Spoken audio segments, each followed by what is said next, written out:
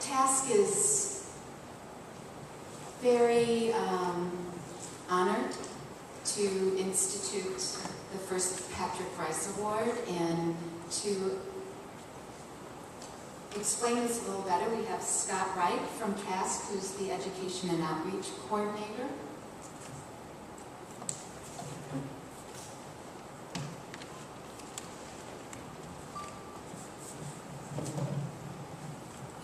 We're very deeply honored, and also it's a great joy tonight to recognize two of our speakers, Juan Mendez and Eileen Bacalso. And there's a very close connection of each of these persons to Patrick Rice, in whose name this award will be given. And we will soon call upon Patrick's widow, Fatima Cabrera, to make this award. But I'd like to say just a few brief words. I think what unites our diverse communities tonight, many of us are people of faith, many of us are passionate defenders of human rights, many of us are survivors of torture. So there's no other person better who could do this than his dear wife, Fatima Cabrera, who equally is a survivor of torture. Patrick and Fatima were tortured together. Later they became husband and wife, parents of 3 children, very active in the human rights organization HIJOS in Argentina.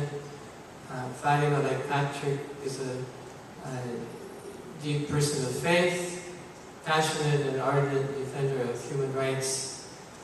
And I'd like to call upon her tonight to make this award, to offer some words about Patrick. And she will be assisted by Maria Luisa Rosal as an interpreter, who is also the daughter of a disappeared father in Guatemala in 1983. So if I could call forward Fatima and Maria Luisa.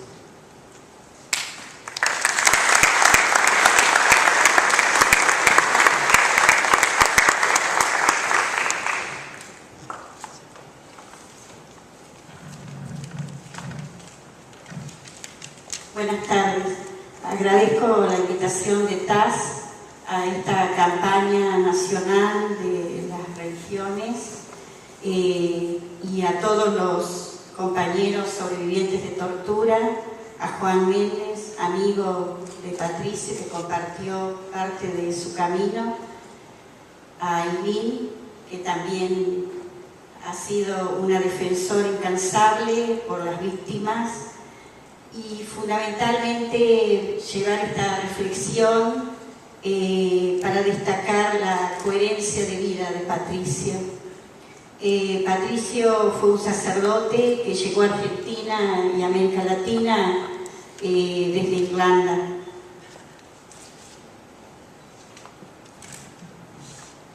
Good evening. I thank all of you for the international campaign, friends, survivors, all of the organizations here present this evening, to Juan, and friends of Patricio, and also thank you, Eileen.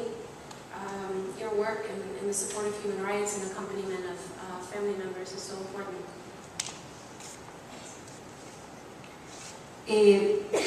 Patricio siempre entendió que su elección de vida en la fe era para entregarse hacia los más pobres.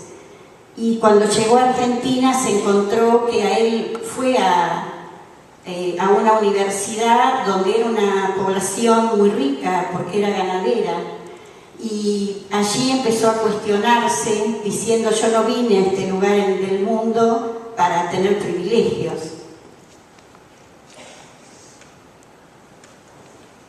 So Patricio, he always understood that his faith was the path to work for and in favor of the poor. When he came to Argentina at the university, he was to work in an area where there was a cattle ranching community, and he realized that he wasn't supposed to be there just to work in favor of the wealthy. Y buscó una comunidad más comprometida de sacerdotes obreros que vivía con los hacheros, y desde allí comenzó a trabajar en comunidades muy pobres, conviviendo con los más pobres, hasta que llegó la dictadura. So he went in search of a community of religious workers to work in the communities, to live in the communities, on behalf of the communities. And he did this work until the time of the dictatorship. Fuimos secuestrados en octubre del año 1976, pasando por los más terribles tormentos, y un lugar de terror y muerte. Los militares se sentían dueños de nuestra vida, y allí Patricio siempre decía que él entendió que Dios estaba con las víctimas y no con ellos, que también decían defender un mundo occidental y cristiano.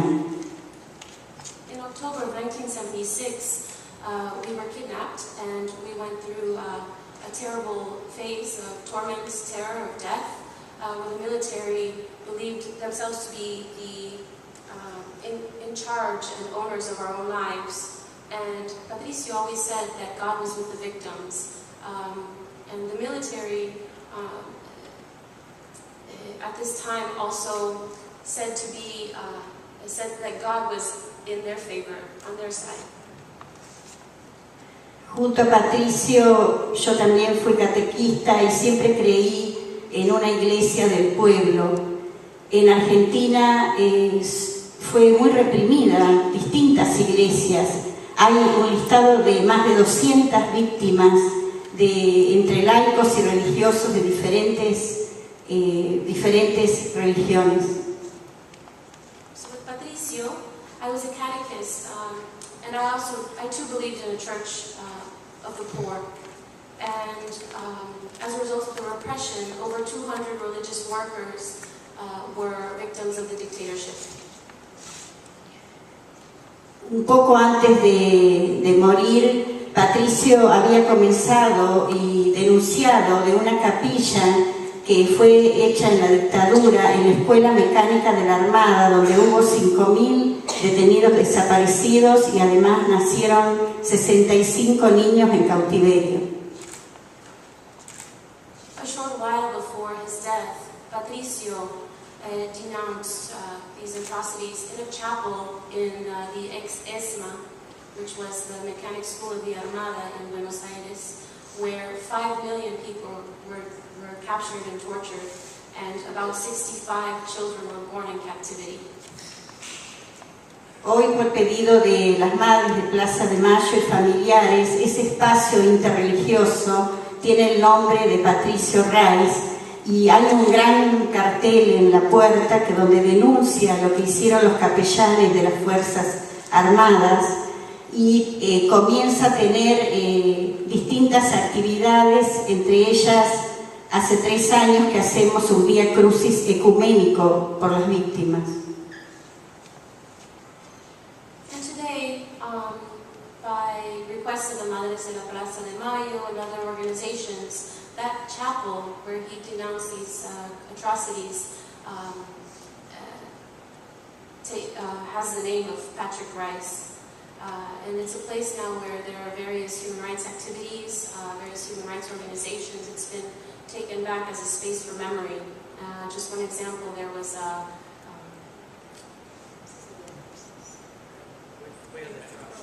Way of the Cross. Yes. Las víctimas de tortura y quienes fuimos testigos de la muerte, del exterminio de miles de compañeros y compañeras y de una generación muy joven en toda América Latina, somos conscientes de que fue un plan sistemático de seguridad nacional implementado desde los Estados Unidos. As victims, we were witness to this process of extermination generation then, and we know that this was done also at the behest of the United States. Creemos firmemente que tenemos que luchar muy fuerte y exigiendo en los distintos ámbitos de la sociedad, además de los de nuestra fe, especialmente en educación, en todo lo que implique la salud, en la ampliación de derechos, en poder tener democracias activas y participativas que defiendan la vida y los derechos.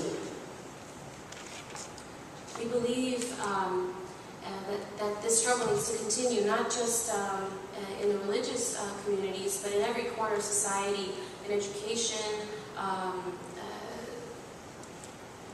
in health, in defense of human rights, and the guarantees of all of these other rights that exist.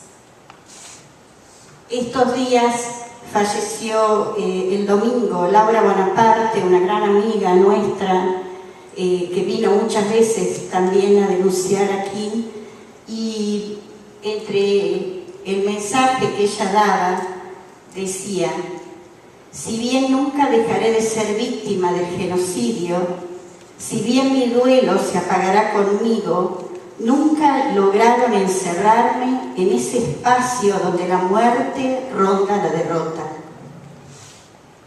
On Sunday, this past Sunday, a great friend, Laura Bonaparte, passed away. She was a mother of the Mothers of the Casa de Mayo, abuelas, and she always had this message that reads, "While I will never stop being a victim of genocide, and although my pain and my grief will die with me when I pass, they will never succeed at shutting me away in that place where death is surrounded by defeat."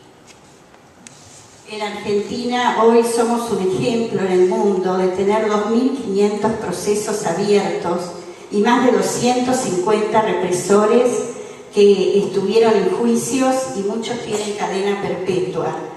Muchos de ellos se llevaron la información que necesitamos para llegar a la verdad a su tumba. Tienen un pacto de silencio donde no dicen una palabra.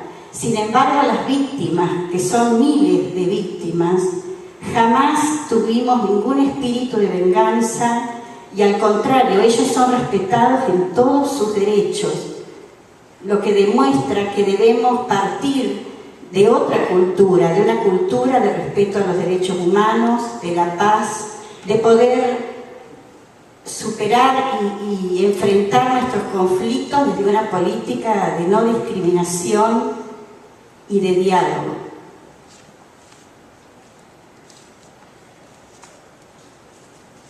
In Argentina, we've become an example for the world.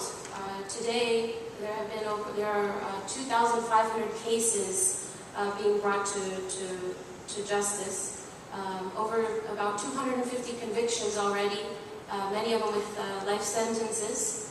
Many of those perpetrators have carried the information with them. They've carried a pact of silence. And the victims, us victims, and there are thousands of us, we've carried out these processes without a spirit of vengeance. We work based on an ethic of human rights, of no discrimination, and this is our ethic.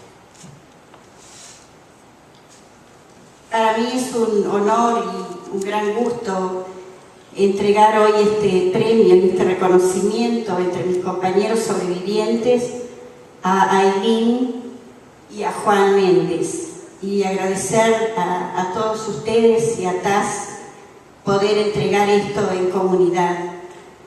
Finalmente, Laura Bonaparte, madre de Plaza de Mayo, también decía: defender los derechos humanos es acceder a la posibilidad de compartir con otros seres humanos la generosidad que está dentro de cada uno. Gracias.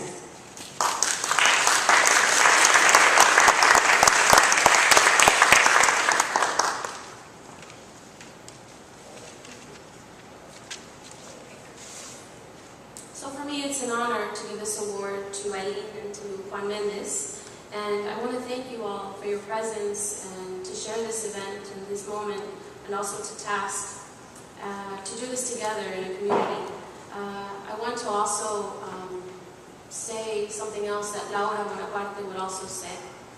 And defending human rights is to open up to the possibility of sharing with other human beings the generosity that lies within each of us. Thank you.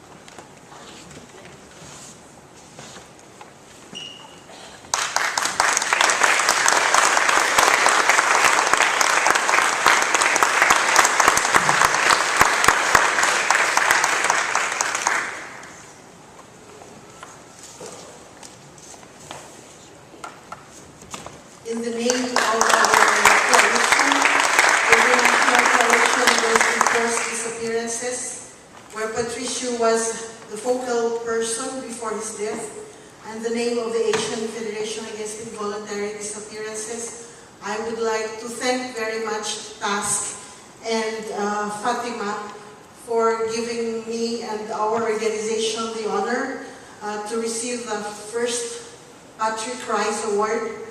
I am lucky to have been able to work with Patricio in many countries in our fight against disappearances in the Philippines, Indonesia, Sri Lanka, Benin, Tanzania, Argentina, Colombia, Guatemala, Bolivia, Switzerland, France, Netherlands, and here in the US. And I was with him here in the United States and also in Geneva during the days, his last days when he was still alive. And we received the news from TASC, one of the members of TASC, about his untimely death. And until now, we're still very sad about the death of Patricio, but his death will not be in vain. We believe that death is not putting out the light, but it's not extinguishing the light, but putting out the lamp because the dawn has come. Thank you very much.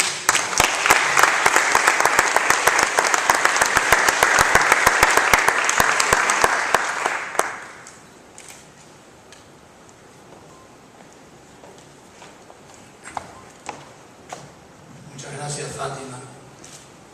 I'm deeply moved and deeply appreciative of this award, among other things because it carries the name of Patrick Rice. The connection that I have with Patrick Rice has been explained already, but I want to stress that it was through Patrick that I met the Tabor House religious community here in Washington, D.C., and that's where I met Scott and several others, and it was life-changing for me to be close to such a nurturing community, and one that gave witness every day, every hour of every day, of what it means to stand with the poor, to stand with the underprivileged and the vulnerable. I will only remember one piece of mischief that Patrick and I and some other Argentine exiles did together in the middle of the dictatorship, when the military in Argentina was all-powerful and enjoyed international recognition, because the truth of what it was conducting, the dirty war that it was conducting in Argentina, had yet to be known. The Argentine embassy, with all these generals and admirals in uniform, hosted a mass in the cathedral, the Roman Catholic Cathedral here in Washington, on the occasion of the National Day of the 25th of May, the National Day of Argentina. And we went to talk to the priest that was going to officiate in the Mass. And a very we thought, a very conservative Capuchin friar who happened to be in charge of Latin American affairs in the diocese, in the archdiocese here. And he listened to us very carefully, didn't say anything to us. But then Patrick and other Tabor House people went. I didn't go to the Mass because I couldn't show my face there. But Patrick and others staged a demonstration with bearing hoods to show the plight of the disappeared. And the military and their families pushed them out, run them out of the church, and then settled for a sermon. And the priest